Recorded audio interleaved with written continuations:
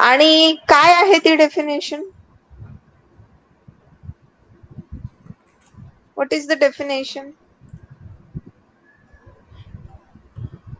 First of all, it's incorporated registered under Company Act 2000. Any company incorporated in First of all, it is law. registered This under law means Act Companies Act 2001 or any under any previous company.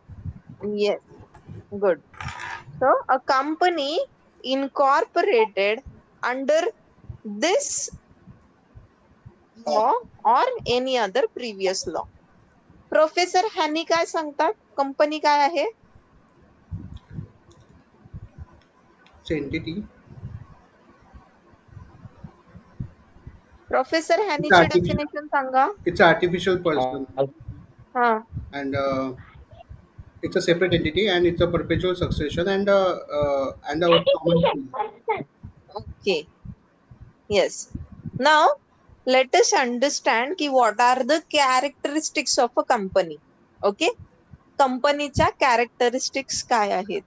आता जेव्हा आपण कंपनीच्या characteristics म्हणतो तर ह्या ज्या characteristics आहेत ह्या दोन भागांमध्ये जे आहे आपण मांडू शकतो. ठीक आहे, म्हणजे 2 पार्ट्स मध्ये याला डिस्कस करू शकतो. सो कॅरेक्टरिस्टिक्स मध्ये एक आले पॉझिटिव्ह पॉइंट आणि दुसरे आले निगेटिव्ह. सो पॉझिटिव्ह म्हणजेच काय? ऍडव्हान्टेजेस याच्यामध्ये येतील. ठीक आहे, ऍडव्हान्टेजेसच्या अंडर मग various advantages we are going to study and then there are disadvantages की कंपनीचे काही disadvantages सुद्धा आहे and that those disadvantages again we are going to study one by one. So characteristics किती प्रकारच्या आहेत? 2 भागांमध्ये आपण टाकू शकतो. कुठकुठल्या? advantages and disadvantages. Okay, clear आहे?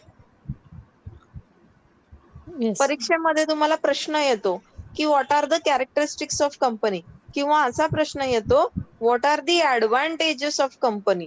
तर त्यावेळेला आपल्याला हेच सगळं जे आज आपण डिस्कस करणार आहे ते तुम्हाला लिहायचं आहे. ओके, सो ऍडव्हान्टेजेस डिसएडव्हान्टेजेस म्हणजेच कंपनीच्या कॅरेक्टरिस्टिक्स ज्या आहेत त्या आपल्याला लिहायच्या आहेत. Okay, now so let us first discuss this positive traits काय आहेत. ओके, कंपनीचे. Now the very first characteristic which has been mentioned is, or the advantage we can say, incorporated association. Company काय आहे? ही इनकॉर्पोरेटेड असोसिएशन आहे. म्हणजे काय? A group of individuals which is United for a common purpose. एक common purpose आहे आणि त्या common purpose साठी हे इंडिव्हिज्युअल्स काय आहे? हे यांनी असोसिएशन फॉर्म केलेलं आहे. And this is formally registered, recognised by law as a separate entity. Now incorporated association आपण जेव्हा म्हणतो की इनकॉर्पोरेट केलेलं असोसिएशन म्हणजे रजिस्टर्ड केलेलं आहे. इथे ग्रुप ऑफ इंडिव्हिज्युअल्स जे आहे हे एकत्र येतात, कॉमन पर्पज असतो इथे आणि फॉर्मली रजिस्टर करून घेतात. याला इनकॉर्पोरेटेड असोसिएशन असल्यामुळे this is recognized by law as a separate entity. हे इनकॉर्पोरेटेड असोसिएशन आहे म्हणून याला लॉ ने सेपरेट एंटिटी म्हणून रेकग्नाइज केलेलं आहे. आता इनकॉर्पोरेशन साठी मग 1 पर्सन कंपनी आहे, तिथे किती लोकांची गरज पडेल? नावातच सांगितलेलं आहे की 1 पर्सन.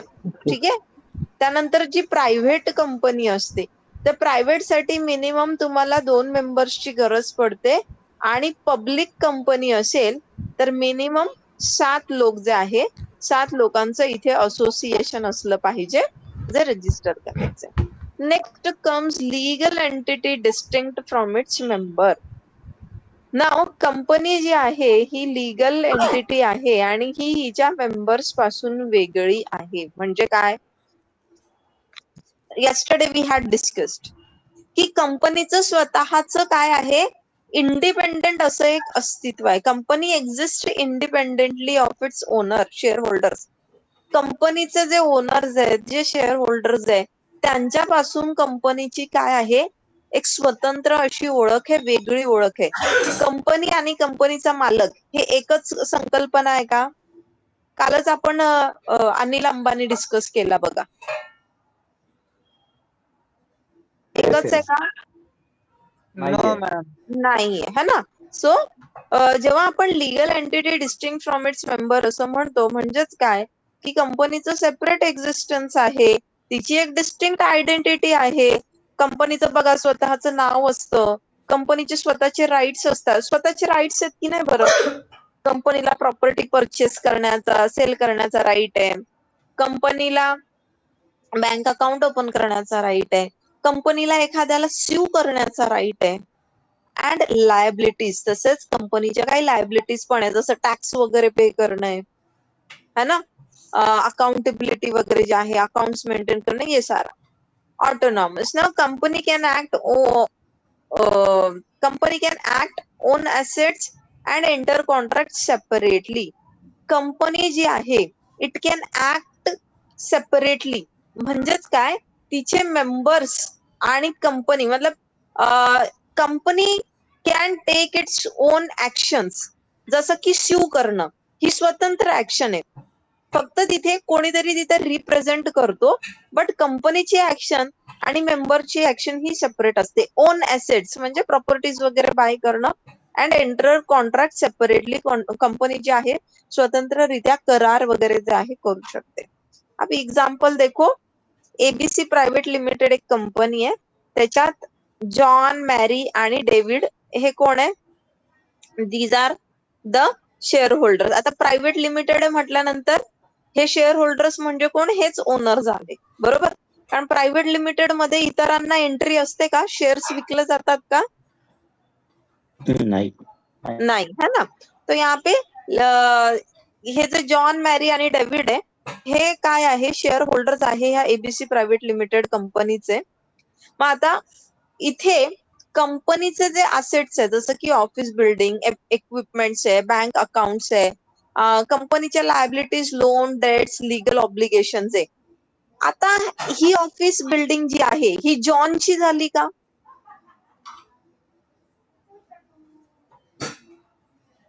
ही जी ऑफिस बिल्डिंग आहे ही जॉनची असणार आहे का? मॅरीची असणार आहे का? डेव्हिडची असणार आहे का? No ma'am. नाही. ती कुणाच्या नावाने असणार? कंपनीची. आता हे जे लोन आहे, suppose ABC private limited company जी आहे ती हे लोन नाही रिपे करू शकली, मग ती लोन रिपे नाही करू शकली म्हणून जॉनची प्रॉपर्टी किंवा जॉनची इन्कम, जॉनचे बँक अकाउंट जे आहे ते इथे सीज होतील का किंवा अटॅच होतील का कोर्ट प्रोसिडिंग्स मध्ये? अनिल अंबानी वाला सीन है ना. तो मैरी का, जॉन का, डेविड का अपना जो भी पर्सनल प्रॉपर्टी है वो उनका पर्सनल कैपेसिटी में है. भले ही त्या एबीसी प्रायव्हेट लिमिटेडचे ते स्वतःच मेंबर्स आहेत, तेवढेच 3 मेंबर्स आहेत, तरी सुद्धा कंपनीची प्रॉपर्टी वेगळी आणि ह्या तिघांची इंडिव्हिज्युअल कॅपॅसिटी मध्ये असलेली प्रॉपर्टी वेगळी. ठीक आहे. So company is liable for debts, no personal assets of share holders. हे जे शेअर होल्डर्स आहे यांचे पर्सनल असेट्स जे आहे हे अटॅच होत नसतात. Company can sue or be sued in its own name. मग कंपनीच्या अगेन्स्ट जर तुम्हाला ऍक्शन घ्यायची असेल तर तुम्ही त्या कंपनी मालकाच्या अगेन्स्ट ऍक्शन घेतात की त्या कंपनीच्या नावाने ऍक्शन घेतात? जो दावा असतो तो कोणाच्या अगेन्स्ट असतो? कंपनीच्या नावाने. कंपनीच्या. हा. So for example ABC private limited versus XYZ corporation जो भी है. हा. ओके. शेअर होल्डर्सचे पर्सनल असेट्स जे आहे ते प्रोटेक्टेड असतात. आता बघा तुम्ही पार्टनरशिप शिकलेले कॉन्ट्रॅक्ट मध्ये. पार्टनरशिप आठवतंय? Yes ma'am. हा. पार्टनरशिप मध्ये असा प्रकार असतो का बरं? No ma'am. जर एखादी फर्म आहे आणि पार्टनरशिप फर्मवर जर काही लोन वगैरे असेल तर ते रिपे करण्याची त्या पार्टनर्सची पर्सनल कॅपॅसिटी मध्ये ते लायबल असतात की नाही? Yes ma'am. पण कंपनीमध्ये तसं आहे का? No ma'am. म्हणजे हा फायदा झाला की नाही? बुडाली तर कंपनी बुडेल, घाट्यात आहे तर कंपनी आहे, तोट्यात आहे तर कंपनी आहे. केस होते पण ते कंपनीवर होते, तुमच्यावर होते का? नाही, विजय तुमचे मल्ल्या, असे विषय आले. नीरव मोदी. येस येस, ठीक आहे. सर या, I hope you have understood this point की legal entity distinct from its member म्हणजे काय. आलंय लक्षात? Yes, ma'am. Okay, wait, let me erase this all picture that I have worked out by here.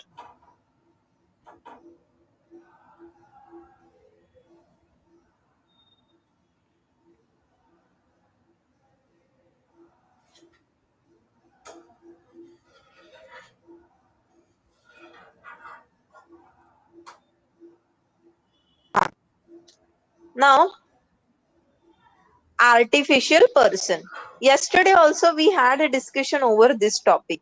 Artificial person म्हणजे काय? कृत्रिम artificial person, व्यक्ती. हा, मग हिला कोणी क्रिएट केलेलं असतं?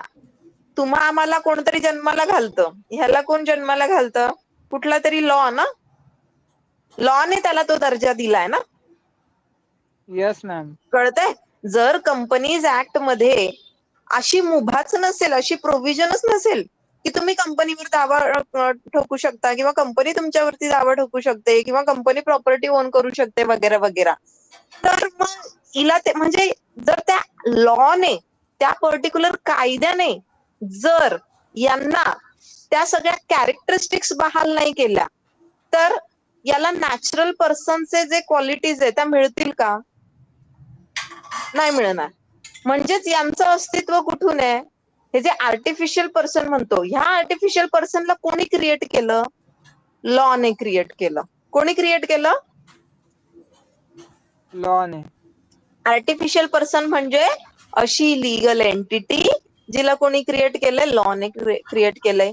Which is distinct from a natural person. Natural person म्हणजेच तुम्हा आम्हासारखं ते काय आहे? मनुष्य प्राणी नाहीये. आपल्यापासून काय आहे? ते डिस्टिंक्ट आहे. तरी सुद्धा त्यांना काही मानवी अधिकार जे आहे ते दिलेले असतात.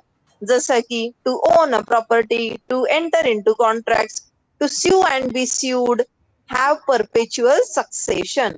परपेच्युअल सक्सेशन काल डिस्कस केलंय. काय असतं परपेच्युअल सक्सेशन? Continuous transfer. हा,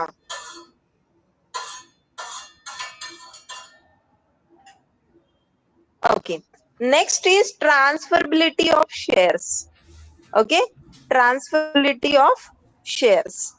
आता जे शेअर होल्डर्स असतात कंपनीचे, ओके, प्रायव्हेट लिमिटेड कंपनी सोडून जे इतर कंपन्या आहेत म्हणजे ज्या पब्लिक कंपन्या आहेत, तर याच्यामध्ये जे शेअर्स असतात, तर शेअर होल्डरला ते फ्रीडम असतं की नाही to sell or give their shares to others. आता आपण जे Yes, बघतो ma'am. हे ट्रेडिंग वगैरे, हा, जे शेअर मार्केट आहे, ट्रेडिंग वगैरे जे काही चालतं, स्टॉक मार्केट आहे, इथे डेली लोक काय करतात? त्याच्यावर ट्रेड करतात. म्हणजेच काय? शेअर्स विकत घेतात, ते परत विकून टाकतात. चांगला रेट आलेला असेल, कमी भाव असेल तर घेतात, विकतात. म्हणजे काय? शेअर्स जे आहे इझिली ट्रान्सफर होत आहे की नाही? Yes, ma'am. याचाच अर्थ this means they can easily transfer their ownership in the company. आता बघा, एखाद्या व्यक्तीकडे म्हणजे तुमच्याकडे आता हा एक्स पर्सन आहे. ह्या एक्स पर्सन कडे जर एखाद्या एबीसी कंपनीचे जर 1,00,000 रुपये किमतीचे जर शेअर्स आहे, ह्या व्हॅल्यूचे शेअर्स आहे, म्हणजेच एक्स ची मालकी झाली की नाही ह्या कंपनीमध्ये 1,00,000ची, त्याची ओनरशिप आहे की Yes, नाही? ma'am. आणि आता ही ओनरशिप अशी आहे की ती इझिली ट्रान्सफरेबल आहे. एक्सने ते शेअर्स विकून टाकले वायने, वायने परत पुढे झेडला विकले, झेडने परत पुढे कोणाला तरी अजून टी पर्सनला विकले आणि कोणी आर पर्सन. मतलब क्या है? ये ऐसा ओनरशिप है which is very easily transferred from one person to another. समझ रहे हो? Yes, ma'am. What are the benefits?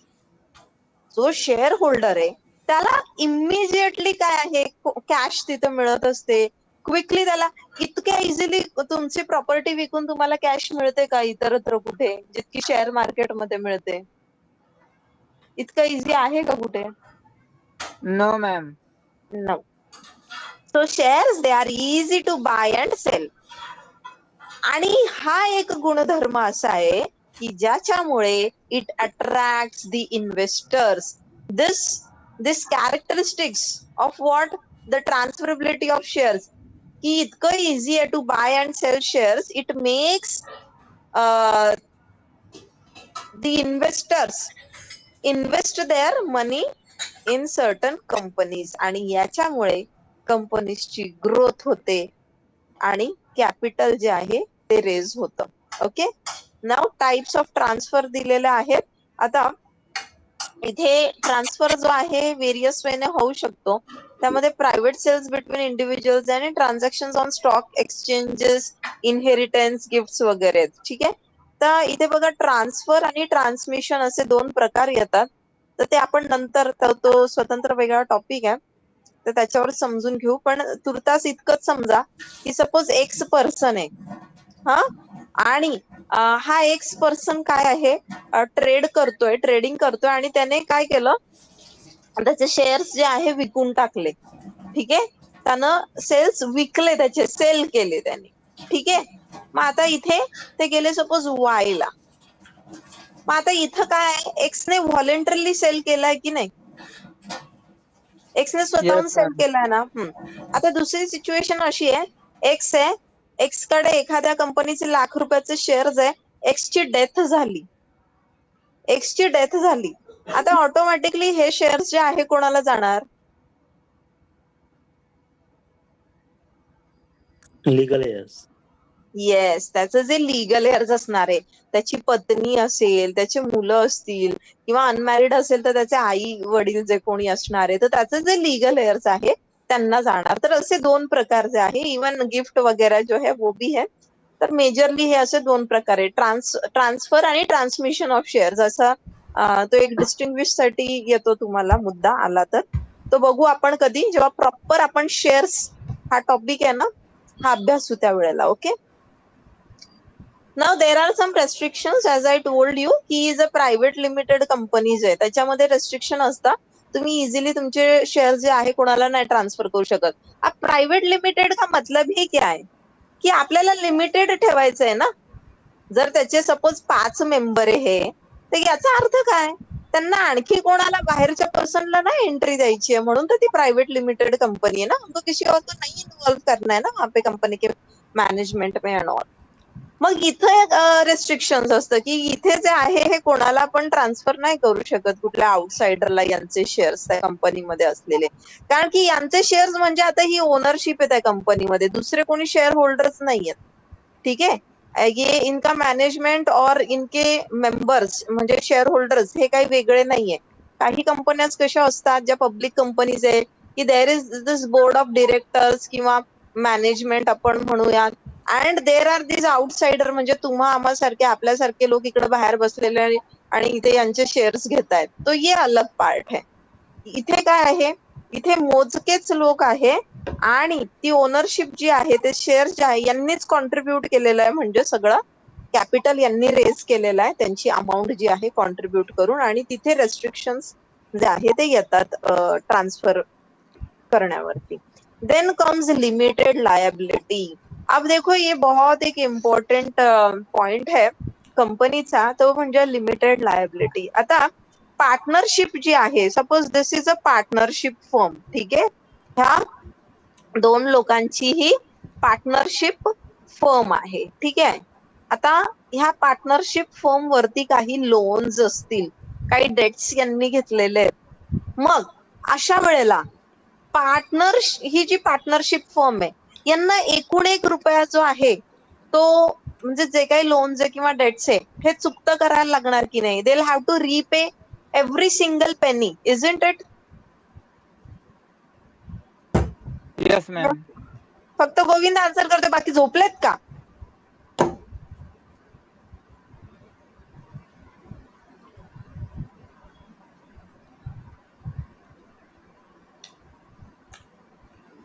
Hello, नाही.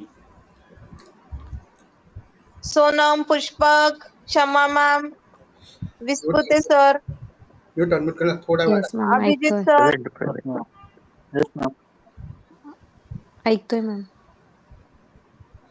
why you people are not answering?